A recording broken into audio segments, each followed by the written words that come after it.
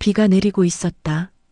조용하지만 끈질기게 마치 누군가 오래 참아온 눈물을 대신 흘려주는 것처럼 나는 그 비를 바라보고 있었다.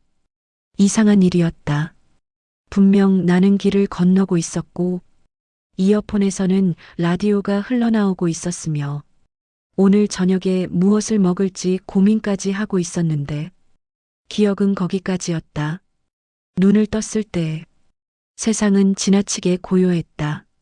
소리가 죽은 것처럼. 아니, 내가 죽은 걸까? 처음에는 그 사실을 이해하지 못했다. 몸이 가벼웠다.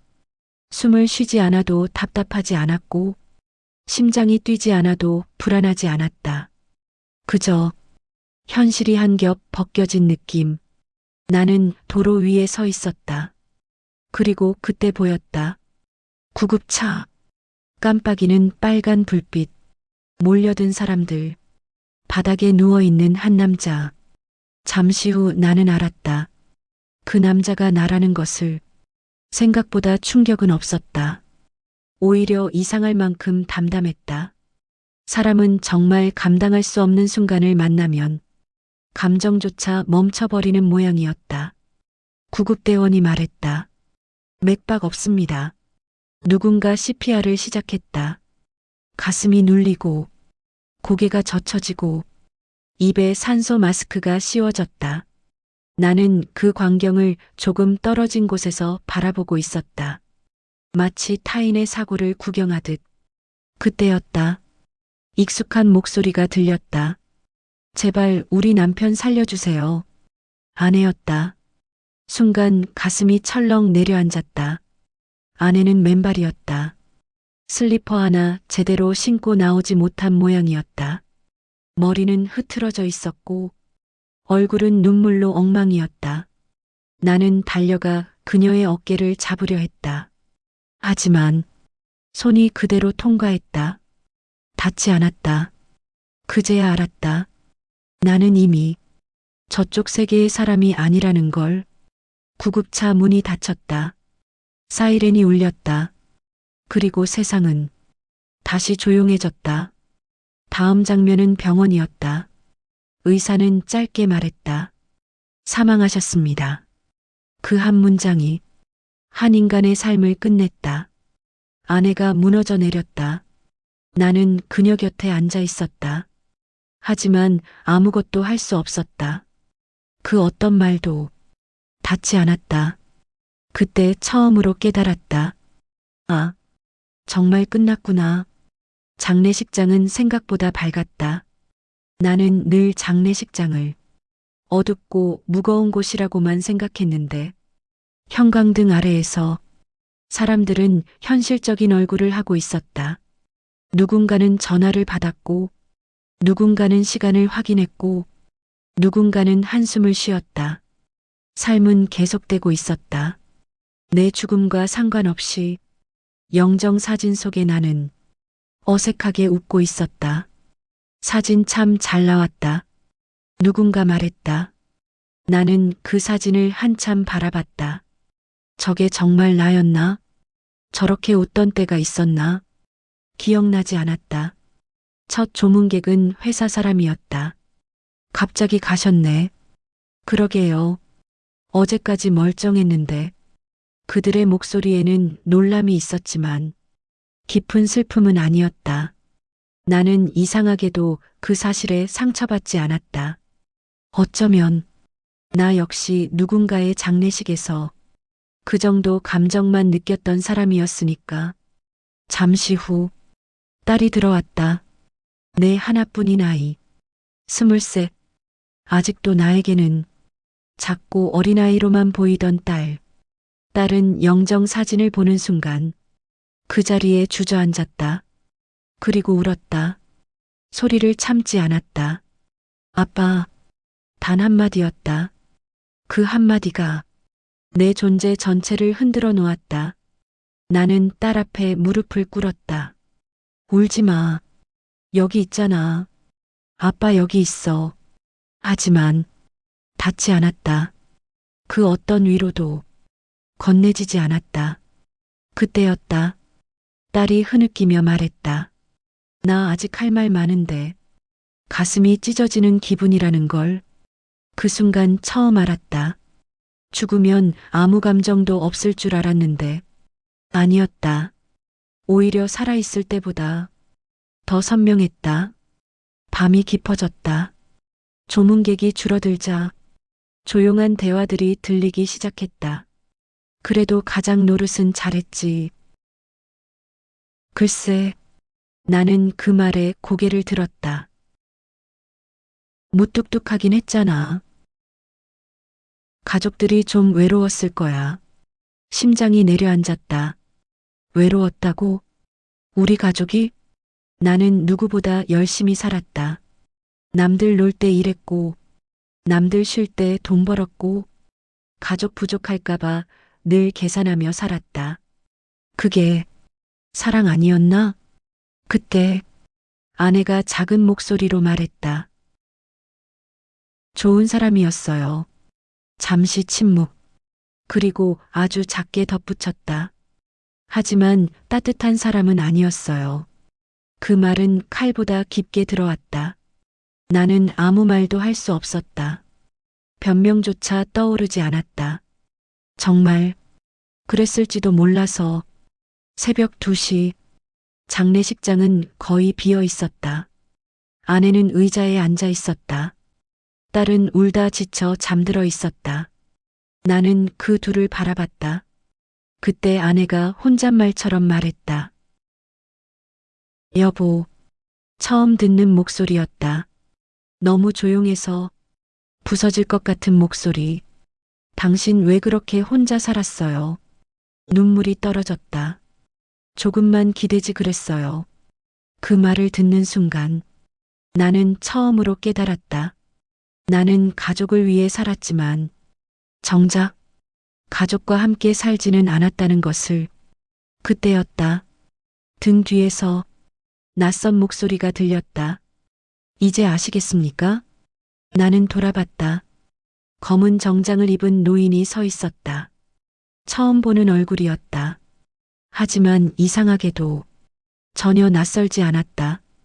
노인은 말했다. 죽은 뒤에야 보이는 것들이 있습니다. 나는 겨우 물었다. 당신은 누구죠? 노인은 잠시 나를 바라보다가 말했다. 안내자입니다. 어디로요? 그가 천천히 대답했다. 당신 인생이 정말 어떤 삶이었는지 보러 가시죠. 그 순간 장례식장의 불빛이 서서히 멀어지기 시작했다. 눈을 감았다 뜨는 순간 장례식장은 사라져 있었다. 대신 낯선 복도가 보였다. 길게 이어진 복도였다. 끝이 보이지 않았다. 바닥은 물처럼 희미하게 흔들렸고 벽에는 문이 일정한 간격으로 늘어서 있었다. 나는 노인을 바라봤다. 여긴 어디죠? 노인은 담담하게 말했다. 기억 보관소입니다. 기억? 정확히는 당신이 살면서 남긴 순간들이죠. 그는 가장 가까운 문 하나를 가리켰다. 첫 번째로 보실까요? 문이 저절로 열렸다. 따뜻한 빛이 흘러나왔다. 그리고 익숙한 웃음소리. 거실이었다. 낡은 소파, 작은 텔레비전, 그리고 어린 딸이 바닥에 앉아 있었다. 5살쯤 되어 보였다. 색연필로 무언가를 열심히 그리고 있었다. 잠시 후 현관문이 열렸다. 젊은 내가 들어왔다. 넥타이는 삐뚤어져 있었고 얼굴에는 피곤이 가득했다. 딸이 벌떡 일어났다. 아빠. 작은 몸이 달려왔다. 그 장면을 보는 순간 내 입가에 웃음이 번졌다. 그래, 저 때는 매일 저렇게 안겼었지. 하지만 과거의 나는 딸을 안아 올리지 않았다. 그저 머리를 한번 쓰다듬으며 말했다. 아빠 피곤해. 다음에 놀자. 딸의 눈이 조금 흔들렸다. 오늘도? 나는 가방을 내려놓으며 말했다. 응, 오늘도. 그 한 장면이 망치처럼 가슴을 내리쳤다. 노인이 조용히 물었다. 기억나십니까? 나는 대답하지 못했다. 기억난다. 너무 선명하게. 하지만 그때의 나는 저 표정을 보지 못했다. 장면이 바뀌었다. 초등학교 운동회였다. 운동장은 사람들로 가득했고 확성기에서는 시끄러운 음악이 흘러나왔다. 딸이 두리번거리고 있었다. 누군가를 찾는 눈이었다. 잠시 후 엄마의 손을 잡았다. 아빠는? 아내가 잠시 머뭇거리다가 말했다. 회사에 급한 일이 생겼대. 딸은 고개를 끄덕였다. 울지 않았다. 대신 아주 익숙한 표정을 지었다. 기대하지 않는 표정. 나는 비틀거렸다. 그날 중요한 계약이 있었어요. 변명처럼 중얼거렸다. 노인이 말했다. 그래서 따님은 이해해야 했겠죠. 그 말에는 비난이 없었다. 그래서 더 아팠다. 다음 문이 열렸다. 어두운 밤. 식탁 위에 생일 케이크가 놓여 있었다. 초가 거의 다 녹아 있었다. 아내가 말했다. 초 끄자, 아빠 늦을 것 같아. 딸은 고개를 저었다. 조금만 더 기다릴래. 시계가 움직였다. 10분, 30분, 1시간. 결국 아내가 초를 껐다. 연기가 올라왔다. 그 연기가 내 목을 조르는 것 같았다. 난 몰랐어요. 나는 떨리는 목소리로 말했다. 노인이 물었다. 무엇을요? 저렇게 기다린 줄. 노인은 조용히 답했다. 사람은 자신이 보지 않은 기다림에 대해서는 영원히 모릅니다. 복도는 계속 이어졌다. 이번 문은 조금 달랐다. 열리자마자 차가운 공기가 흘러나왔다. 병실이었다. 아내가 침대에 앉아 있었다. 손등에는 링거가 꽂혀 있었다. 나는 놀라서 노인을 바라봤다. 저거 뭐죠? 노인이 말했다. 과로였습니다. 당신이 가장 바쁘던 해였죠. 기억났다. 나는 그해 거의 집에 들어가지 않았다. 승진이 걸려 있었으니까. 병실 문이 열리고 어린 딸이 들어왔다. 엄마 괜찮아? 아내는 웃으며 말했다. 그럼. 아빠는? 잠시 침묵. 일 때문에 못 와. 딸은 아무 말도 하지 않았다. 대신 가방에서 종이를 꺼냈다. 삐뚤빼뚤한 글씨였다. 아빠 힘내세요. 우리 엄마 아프게 하지 마세요. 나는 숨이 막혔다. 난 정말 몰랐어요. 목이 타들어갔다. 노인이 처음으로 조금 단호하게 말했다. 아니요. 나는 고개를 들었다. 알 기회는 많았습니다. 그 말에 무릎이 꺾였다. 복도의 끝이 가까워지고 있었다. 마지막 문이 남아 있었다. 노인이 말했다. 이건 조금 힘드실 겁니다. 문이 열렸다. 장례식장이었다. 지금의 장례식? 딸이 아내에게 말했다. 엄마, 응? 나 사실 아빠 조금 무서웠어.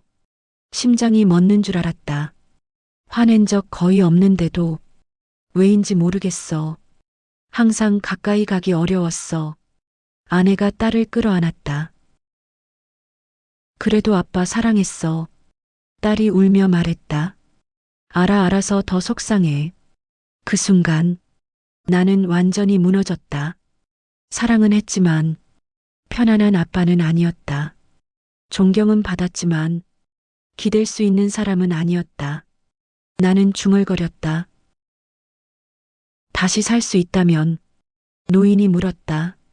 무엇을 바꾸시겠습니까? 나는 망설이지 않았다. 시간을요. 어떤 시간? 눈물이 흘렀다. 같이 밥 먹는 시간, 대화하는 시간, 안아주는 시간. 노인이 고개를 끄덕였다. 그리고 말했다. 많은 사람들이 죽은 뒤에야 같은 말을 합니다. 나는 떨리는 목소리로 물었다. 그럼 전 이제 어디로 가죠? 노인은 한동안 말이 없었다. 복도 끝에 희미한 빛이 보였다. 그는 천천히 말했다. 원래라면 저 빛을 향해 가셔야 합니다. 원래라면? 노인이 나를 똑바로 바라봤다. 그리고 처음으로 아주 의미심장하게 말했다. 하지만 당신에게는 아직 선택이 남아 있습니다. 심장이 크게 뛰었다. 선택? 그가 말했다. 단 하루. 나는 숨을 멈췄다. 단 하루 동안 살아있는 세계로 돌아갈 기회를 드리죠. 세상이 멈춘 것 같았다. 정말입니까? 노인은 고개를 끄덕였다. 조건이 있습니다. 뭐든 하겠습니다. 그의 눈이 깊어졌다. 그 하루가 끝나면 당신은 반드시 돌아와야 합니다. 나는 망설이지 않았다. 가겠습니다. 노인이 마지막으로 물었다. 무엇을 하실 겁니까? 나는 바로 대답하지 못했다. 하지만 곧 알았다. 해야 할 일은 단 하나였다. 가족에게 처음으로 따뜻한 사람이 되는 것. 그 순간 빛이 폭발하듯 번졌다. 그리고 나는 다시 숨을 쉬었다. 숨이 들어왔다. 처음에는 공기조차 낯설었다. 가슴이 움직였다. 심장이 뛰었다. 나는 바닥에 누워 있었다. 차가운 감촉이 등을 타고 올라왔다. 천천히 눈을 떴다. 천장이 보였다. 익숙했다. 너무 익숙해서 오히려 믿기 어려웠다. 내 방이었다. 어제까지 살던 집. 나는 벌떡 일어나려다가 다시 주저앉았다. 손을 봤다. 떨리고 있었다. 맥박이 느껴졌다. 살아있다.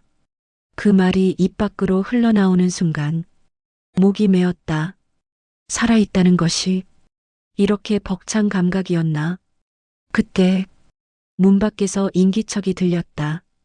아내의 목소리였다. 서류는 어디 뒀지? 지친 목소리였다. 밤새 울었던 사람의 목소리. 나는 문 쪽으로 걸어갔다. 손잡이를 잡는 순간 심장이 미친 듯 뛰기 시작했다. 이 문을 열면 모든 것이 바뀐다. 나는 천천히 문을 열었다. 아내가 고개를 들었다. 그리고 서류가 바닥으로 떨어졌다. 입이 벌어졌다. 눈동자가 흔들렸다. 여보, 그 한마디가 공기를 갈랐다. 나는 어색하게 서 있었다. 무슨 말을 해야 할지 몰랐다. 결국 가장 서툰 말이 나왔다. 나야. 아내의 얼굴이 하얗게 질렸다. 한 걸음 뒤로 물러났다. 지금 장례식장에 목소리가 부서졌다. 나는 천천히 말했다. 설명하기 어렵지만 하루만 시간이 생겼어. 아내의 눈에 눈물이 고였다. 하지만 울지 못했다. 현실이 아니라고 생각하는 표정. 그때 뒤에서 방문이 열렸다. 딸이었다. 머리는 묶지도 못했고 눈은 퉁퉁 부어 있었다. 엄마 무슨. 딸의 시선이 나에게 닿았다. 시간이 멈췄다. 동공이 커졌다. 숨이 멎었다. 아빠. 그 한 단어가 내 심장을 찢었다. 나는 웃으려 했지만 얼굴이 망가졌다. 응. 딸의 입술이 떨렸다. 그리고 다음 순간 달려왔다. 있는 힘껏 나를 끌어안았다. 아빠. 울음이 터졌다. 어깨가 젖었다. 나는 처음 알았다. 누군가에게 안긴다는 것이 이렇게 무너지는 일이라는 걸. 내 손이 천천히 올라갔다. 딸의 등을 감쌌다. 작은 아이인 줄만 알았는데 등이 이렇게 넓어졌구나. 미안하다. 딸이 고개를 저었다.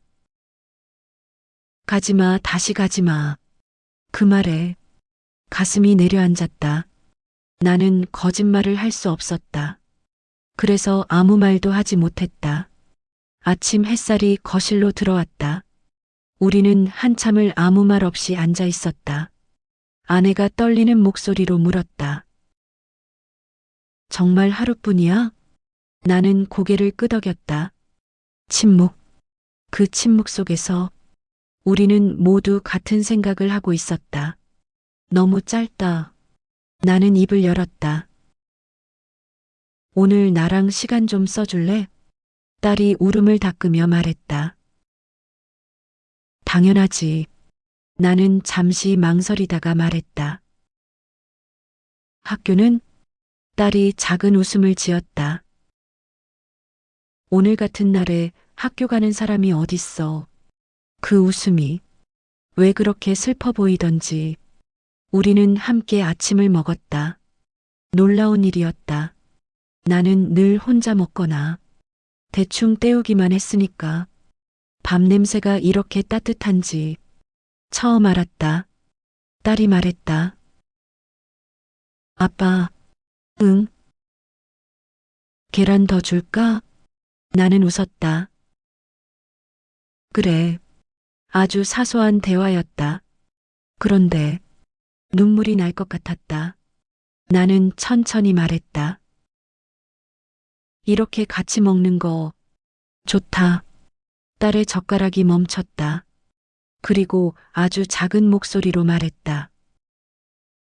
나 맨날 기다렸어. 그 말은 조용했지만 천둥처럼 들렸다. 식사가 끝난 뒤 나는 딸에게 말했다.